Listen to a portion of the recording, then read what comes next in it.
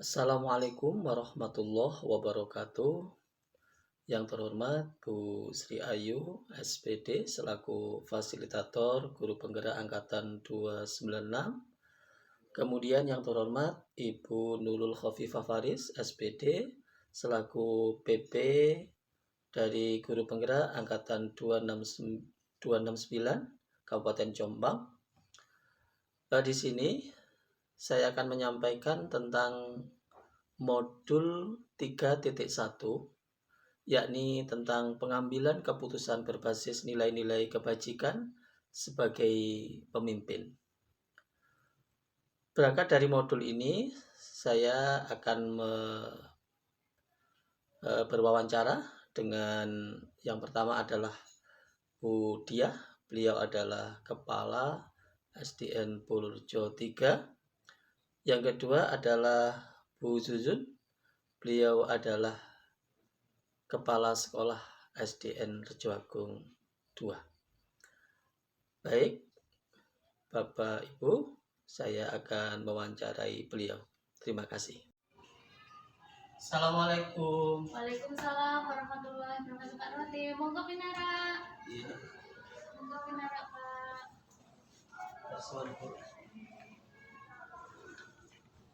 Bu, kabarnya? Alhamdulillah sehat. Pak Roti sehat? Alhamdulillah. Ini tadi baru pengacara anak saya. Kebetulan ini tadi longgar, suka istirahat, terus datang ke sini.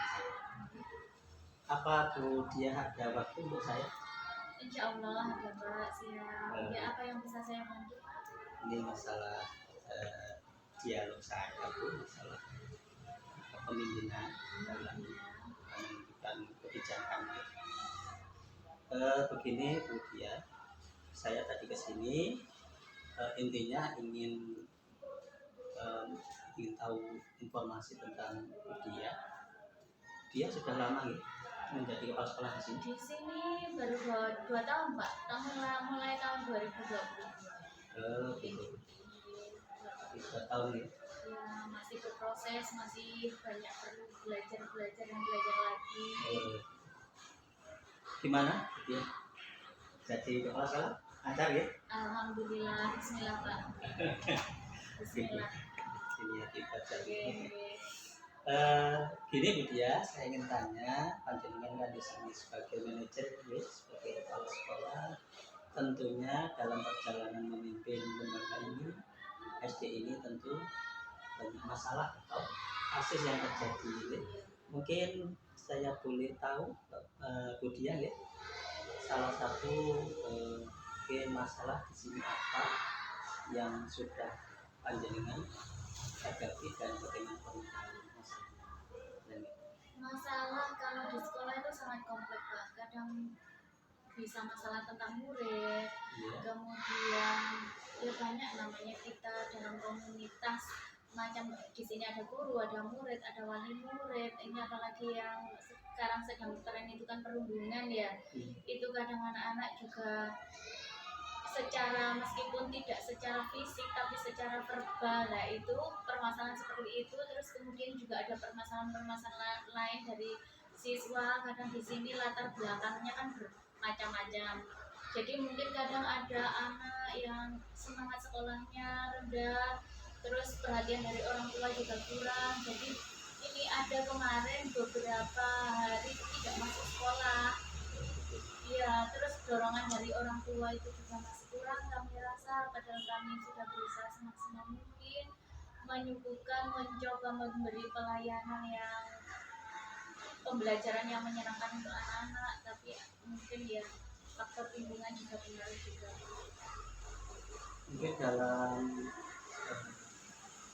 memecahkan masalah itu, mungkin dengan anak, orang tua, termasuk masyarakat, ada dilema yang dihadapi. Dilema apa kira-kira?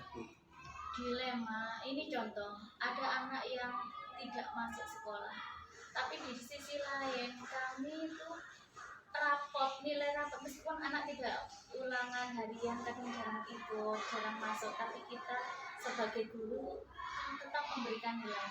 Nah itu kan juga dilema. Takutnya kalau kami tetap memberi nilai, anak tetap naik kelas, ini menimbulkan kecemburuan untuk siswa-siswa yang lain. Tapi dengan banyaknya permasalahan kami dan Bapak Ibu guru itu kadang bingung Pak, membedakan antara dilema etika dan bujukan moral, karena dua-duanya kan hampir sama. Kayak itu, kami kadang kesulitannya membedakan apakah ini benar-benar dilema etika atau bujukan moral, karena kan hampir mirip itu tadi. Kemudian langkah-langkah itu tentu dalam memecahkan masalah seperti itu ada yang dirugikan juga Bu ya. Ada yang ringan, ada yang diuntungkan. Terus langkah-langkah panjenengan untuk mengatasi seperti itu. Tadi kan ada anak yang mungkin masalah nilai juga ya Bu ya. Itu bagaimana? Langkah saya tentunya sebagai seorang berperan sebagai manajer di sekolah, saya tidak bisa mengambil keputusan secara sepihak atau dari saya pribadi sendiri Pak. Saya bersifat terbuka, setiap ada permasalahan apapun selalu saya musyawarahkan dengan Bapak Ibu guru, karena semua juga merupakan berperan ya kemana sekolah kita ini jalannya kemana ini tidak hanya tergantung pada saya, tapi semua itu ikut berperan aktif, Bapak Ibu guru, tenaga kependidikan, murid, wali murid. Jadi setiap ada permasalahan apapun saya musyawarahkan dengan Bapak Ibu guru, terus kami coba menerapkan langkah-langkah untuk pengambilan keputusan. Kalau di dalam program menggerak itu kan ada 9 langkah insya Allah ya, termasuk mengidentifikasi masalah atau kasus, kemudian pengujian benar-benar atau pengujian benar salah, kemudian membuat keputusan dan evaluasi atau meninjau ulang terhadap keputusan yang sudah diambil itu. Lah dalam mengidentifikasi dan sampai kami mengambil suatu keputusan itu kami selalu bermusyawarah, saya dan teman-teman Bapak Ibu guru di sini selalu bermusyawarah, kadang di saat rapat atau kami manfaatkan komunitas belajar yang kami miliki untuk menyelesaikan segala permasalahan tentang pembelajaran maupun permasalahan yang dihadapi di sekolah ini secara bersama-sama. Terus tentu kemudian ya dengan sebagai kepala sekolah tidak hanya menghadapi tadi kan masuk kasusnya anak-anak tadi ya, masuk pembelajaran anak nilainya bagaimana. Kemudian selain itu kalau tadi murid, kemudian adakah kasus di sini masalah mungkin guru gitu, karena kita tahu kadang kita ada pulangan guru, sedangkan mengangkat guru tidak boleh, kan dilema juga. Ini bagaimana kalau jenengnya? Ini kemarin kebetulan kami guru olahraga kami kan mengundurkan diri karena beliaunya terlalu kesibukannya sangat padat sekali. Beliaunya wasit, bukan wasit tingkat kabupaten saja, sudah tingkat nasional yang berlisensi ya. Otomatis kami kan butuh guru olahraga. Kemarin sempat koordinasi dengan bapak pengawas. Oh ya Bu, tidak apa-apa, tapi sesuai dengan juknis pengeluaran anggaran BOS itu ya Pak ya, kan kami tidak boleh sejak 2019 kan tidak boleh membuat SK, intinya itu.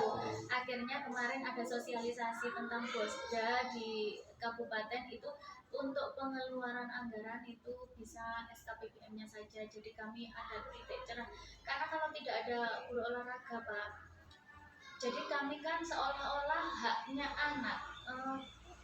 Padahal pembelajaran ini kan berpihak kepada anak. Nah kalau kami tidak ada guru olahraga, bagaimana haknya anak-anak di bidang olahraga pada mata pelajaran olahraga itu terpenuhi? Jadi otomatis ya kami mengambil langkah itu. Padahal melanggar aturan iya, sebenarnya tidak boleh, tapi kami juga tetap tidak membuat SK, cuma nanti untuk pengeluarannya kami lampirkan SKPBM. Iya, itu termasuk ya dilema ya Pak ya. Di sisi lain tidak boleh, tapi sedangkan di sisi lain ada kebutuhan anak-anak yang harus terpenuhi. Ya, terima kasih dia tadi sudah berikan terang banyak nih, baik masalah kasus anak, kasus guru, dan orang tua juga. Jadi saya sebagai guru kan tetap begitu dia ya. Kadang-kadang ada apa orang tua datang ke sekolah melapor seperti ini. Nah itu kita juga harus komunikasi dengan guru yang lain termasuk kepala sekolah. Ya, terima kasih Bu Dia ya sudah memberikan keterangan banyak tentang kondisi sekolah ini, kasus-kasus yang terjadi di sekolah ini, dan saya sudah dapat laporan itu. Mudah-mudahan ini bisa bermanfaat khususnya saya jenengan sebagai kepala sekolah untuk menangani kasus-kasus berikutnya. Terima kasih Bu Diani atas waktunya. Iya, Saya sama-sama. minta maaf sudah mengganggu jenengan. Oh tidak ada kata mengganggu. Nah, semoga Pak Latif juga diberi kemudahan, kelancaran Amin, dalam amin. menyelesaikan program guru penggerak, Amin. dan semoga juga bisa konsisten mengimplementasikan ilmu yang penjenengan peroleh di sekolah tempat jenengan bertugas. Tetap semangat ya, jaga kesehatan. Terima kasih Bu Diani. Oke, sama-sama. Assalamualaikum. Waalaikumsalam warahmatullahi wabarakatuh.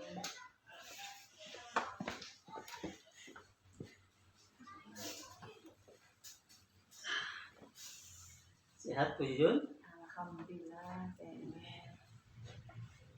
Badhe wonten perlune Bu Yuyun. Oke, Apakah Bu Yuyun longgar untuk hari ini? alhamdulillah saya longgar.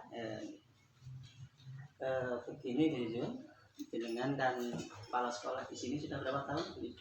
2 tahun 2 tahun ya? dan lebih.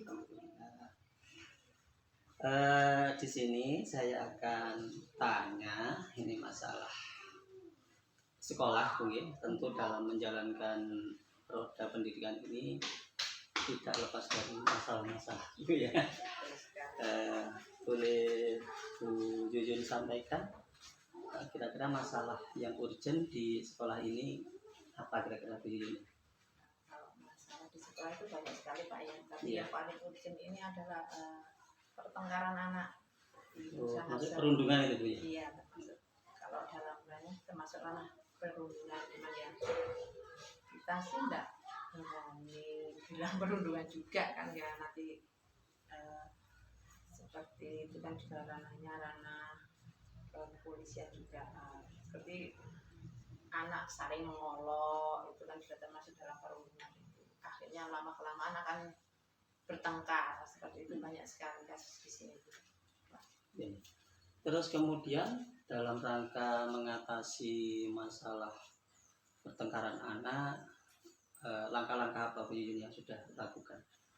Misalnya ya, pertama kalau dalam mengatasi masalah pertengkaran anak itu, pertama ya kita panggil kedua-duanya. Kita tidak mau hanya memanggil salah satu anak, karena untuk menyelesaikan seperti ini kan harus membutuhkan kedua belah pihak harus sama-sama tahu biar tidak ada miss antara pihak satu dan pihak lain. Dalam menangani kasus anak-anak adakah dilema Bu? Ya, jelas ada dilemanya Pak. Kadang kita awalnya tidak tahu masalah awalnya, kemudian anak satu ditanya dengan yang lain itu kadang-kadang jawabannya berbeda. Otomatis kita untuk mencari masalah yang betul-betul benar, duduk permasalahannya kan agak sulit juga. Kadang anak juga ada yang membela salah satu pihak seperti itu juga. Iya. Dilema. Kemudian tentu kadang kan tidak cukup anak, kita juga memanggil orang tua. Apakah sampai memanggil orang tua? Ya? Sampai ada ya? Iya. Dari hasil penanganan anak-anak, endingnya gimana Bu hasilnya? Endingnya penanganan anak ya jelas, pertama ya selain mengklarifikasi masalah dari anak, kemudian kalau masalah yang tetap berlanjut kita panggil orang tua. Iya. Untuk biasanya kalau di sini kan orang tua itu ikut. Oh ikut. Kecawi-cawi lah masalah. Iya.